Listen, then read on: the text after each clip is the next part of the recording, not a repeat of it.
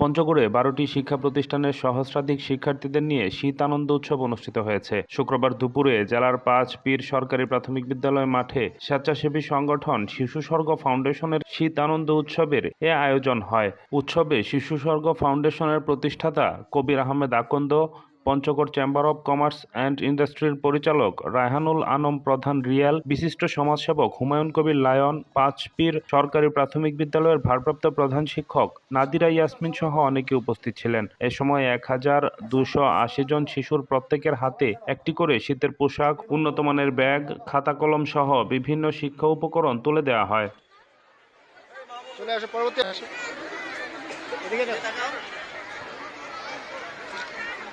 বলবো যে এই সুন্দর একটা অনুষ্ঠান আমরা কাছে নিয়ে আসতে পেরেছি, এই জন্য আমি এলাকার বাসী সাংবাদিক ভাইরা আসছে।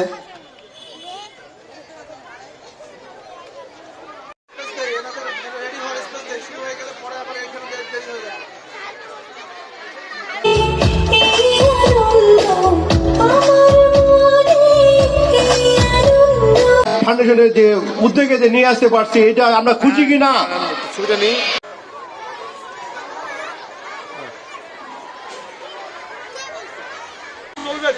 সবাই সবাই ব্যাগগুলো একটু ডানে বামে সবাই।